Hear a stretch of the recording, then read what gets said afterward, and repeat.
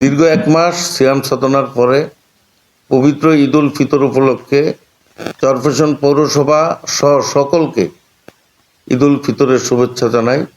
ঈদ মোবারক।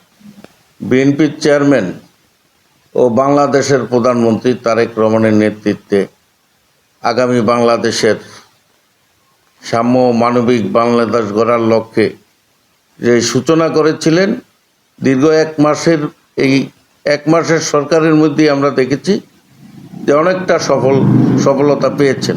এবং এই চরফ্যাশন মনপুরায় আমাদের জননন্দিত এমপি মহোদয় নুরুল ইসলাম নয়ন নির্বাচনের পূর্বে যেই কথা দিয়েছেন, জুলুমবাজ চাঁদাবাজ মুক্ত চরফ্যাশন করবেন, চরফ্যাশন ও মনপুরা সাম্য মানবিক চরফ্যাশন গড়ে তোলা হবে, তারও আমরা তার প্রান্তে প্রায় পৌঁছে গিয়েছি।